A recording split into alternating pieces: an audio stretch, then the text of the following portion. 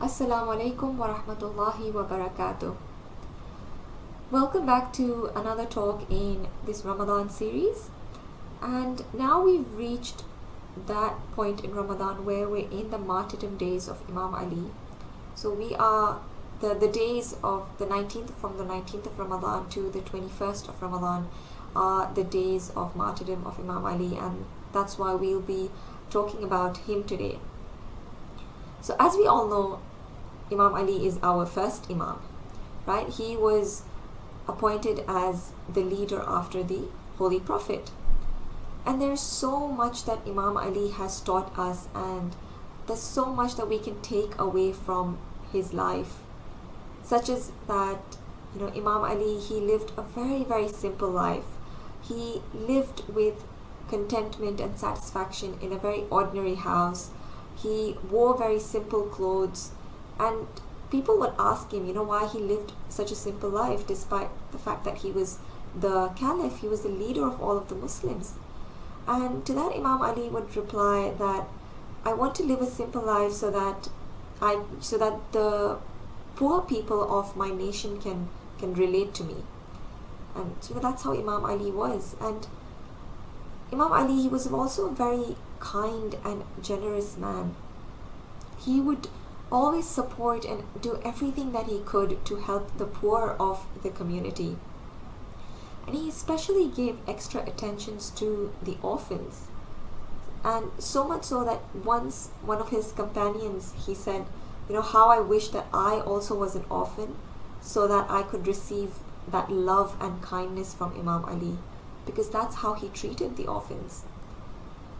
Imam Ali, he also had an amazing connection with Allah.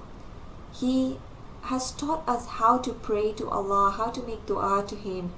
And it was this strong connection with Allah that Imam Ali was able to face challenges, because everything that he did it for the pleasure of Allah.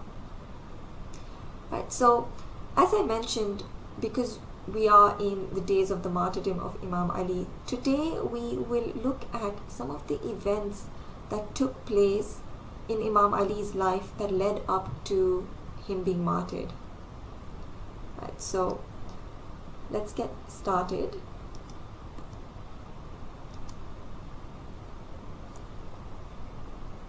Right. So one of Imam Ali's values was his love for peace. However, there were 3 civil wars that were fought in the 4.5 years of leadership that Imam Ali had. He had to fight 3 civil wars. And this was already foretold or predicted by Rasulullah to Imam Ali. The Holy Prophet had said to him, "O Ali, you will have to fight the rebellious, the malicious, and the deviated." And so the 3 battles, the 3 civil wars that Imam Ali was a part of was the Battle of Jamal, the Battle of Zifein, and the Battle of Naharwan. And we'll very briefly look into each of these battles, and it will show us where the killer of Imam Ali came from, and then how Imam Ali was eventually martyred. So the Battle of Jamal, it was a rebellion of someone called Talha, Zubair, and Aisha. Right, so Talha and Zubair, they were companions of the Holy Prophet, and they were one of the first people to give their oath of allegiance. That is, they were the first people to accept the leadership of Imam Ali when he became the caliph. However, they were very disappointed when Imam did not appoint them to any positions in his new government. Right? So that was Talha and Zubair. And Aisha was one of the wives of the Holy Prophet, and she became a widow when the Holy Prophet passed away. And she was against the leadership of Imam Ali. So Talha, Zubair, and Aisha, they held a meeting, and they decided that they would take revenge from Imam Ali. And they raised an army in Makkah of about 3,000 warriors. And in this battle, this was really Muslims that were fighting against other Muslims, and that made Imam Ali very, very sad. And even Aisha, she was present in the battlefield on a camel, right? And eventually Imam Ali was the one who was victorious in this battle, but even after winning, he made sure that Aisha was taken back to Medina with full respect by the orders of Imam Ali. Right? Imam Ali made sure that nothing happened to her, and she was taken back safely, even though she was one of the she was part of starting this battle against Imam Ali. Then we have the Battle of Zifein. The Battle of Zifein was fought because of Muawiyah. Right? Muawiyah had been the governor of Syria for 17 years when Imam Ali became the caliph. And he did not accept the authority of Imam Ali. And so he was spending a lot of time, he was spending a lot of evil and corruption, and he was spreading a lot of bad things about Imam Ali in Syria, right? Because he did not accept Imam Ali as the leader. Imam asked Muawiyah to pay allegiance to him and to resign as the governor, but Muawiyah, he refused to do both of these things. And Imam Ali tried to negotiate with him, but Muawiyah, he was a very shrewd and greedy person, and he wanted power and wealth, right? So he did not accept anything that Imam Ali was trying to negotiate with him, because he had hopes of becoming the head of the whole Muslim empire in the future, because that's what he wanted. And so he began to spread different kind of propagandas against Imam Ali, and he convinced the simple people of Syria to think badly of the Imam. And so Imam Ali, he then headed towards a place called Zifein with a large army, and he really wanted to negotiate things with Muawiyah and solve things there. But Muawiyah, he had already reached Zifein and taken control of the water supply there. And Muawiyah denied water to Imam's army in order to weaken them. But Imam's army, they managed to take over the water supply. Even after Imam had access to all of the water supply, he refused to do what Muawiyah was doing to him. Right? He did not. He had access to the water, but he did not refuse Muawiyah's army from taking water, because that's not who the Imam was. And Muawiyah's army was given full access to the water as well. Right? So this is like an incident that happened when they reached Zifein. So we see how noble Imam Ali was.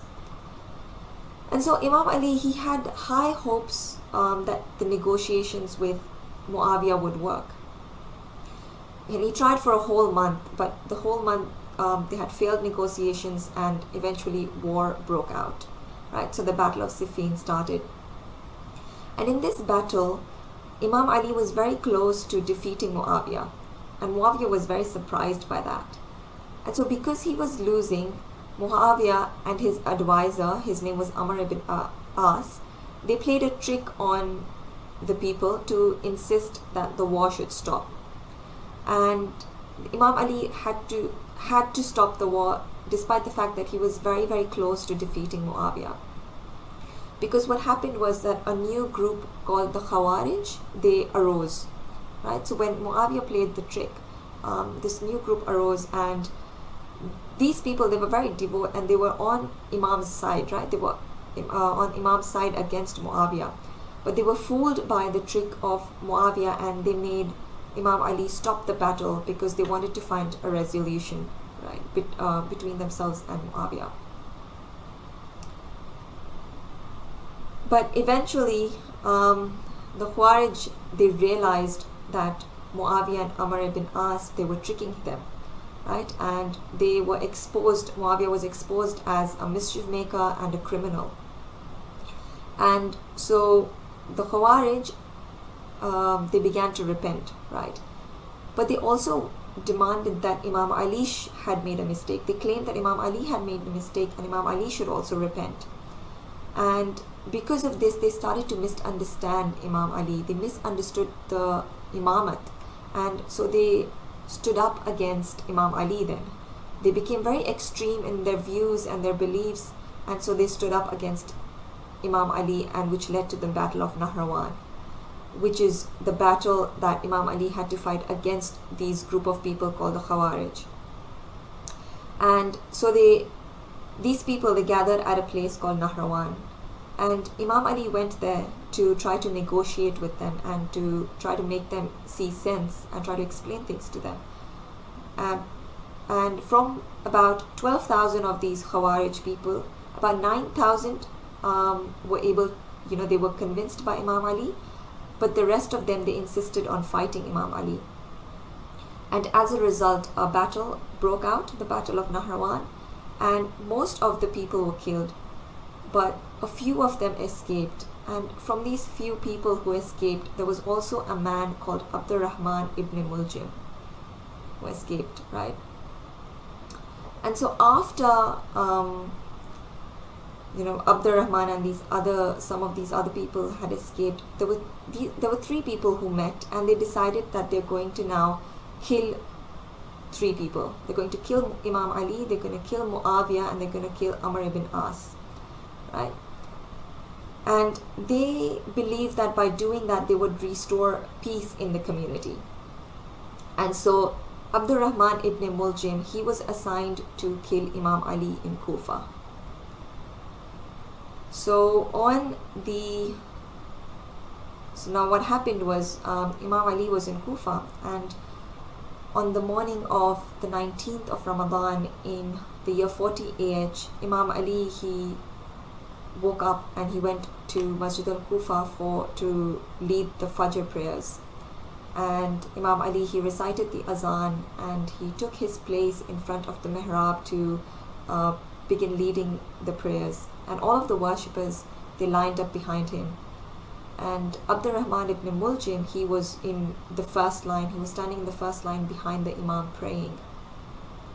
And so when Imam Ali, he went into the position of sajda while praying, Ibn Muljim, he took a poisoned sword and he struck Imam Ali with a fatal blow on the head. And at this point, Imam Ali, he cried out, "By the Lord of the Kaaba, I have attained success." Imam Ali, he was severely injured, and he was carried by his sons and his companions back to his house. And so after being struck by this poisoned sword, Imam Ali, he lived for 2 more days. He was in severe pain and fever, and eventually he left the world on the 21st of Ramadan. And so in these last 2 days of Imam Ali's life, he spent them giving his last will and passing on his final orders and advices to his governors and his officers. And even in that pain and in those last 2 days of suffering, Imam Ali advised that no one should be killed except for the killer, right, who was Abdurrahman ibn Muljim. Imam Ali, he said, "If I die of this stroke of his, kill him with one similar stroke and nothing else." So even on his deathbed, Imam Ali, he's wanting to make sure that his enemy would be treated with justice and fairness, because that's how Imam Ali, that's who he was. So Imam Ali, he is buried in Najaf, which is in Iraq, and a beautiful dome, as you can see, has been built over his grave, and every year millions of his followers, they visit his grave. And there are various hadiths that talk about the merits of visiting the grave of Imam Ali. And if you do so, you do so with the right, with the awareness and knowing the rights and what the position of Imam Ali is. There's so much sawab to be gained from Allah for that. So that's what I have for you today. Let's move on to the activity. Okay. Alright, so the first one, the Battle of Dash was fought because Muawiyah did not accept the authority of Imam Ali. Which battle was fought against Muawiyah? It was the Battle of Zifein. the Battle of Dash was fought with the Khawarij. Which battle was fought with the Khawarij? The Khawarij were the group of people that came out after the Battle of Zifein, and then they stood up against Imam Ali. This was the Battle of Naharwan. The Battle of Dash was a rebellion against the leadership of Imam Ali. So there was a rebellion by Talha, Zubair and Aisha against the leadership of Imam Ali. What battle was that? The Battle of Jamal, right? Okay. Imam Ali was struck by the poisoned sword of Dash on Dash Ramadan. So who struck Imam Ali with a poisoned sword? His name was Abdurrahman ibn Muljim. And this was on which Ramadan?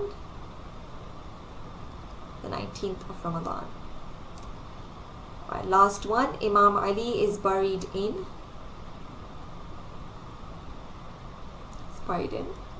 Najaf, which is in Iraq.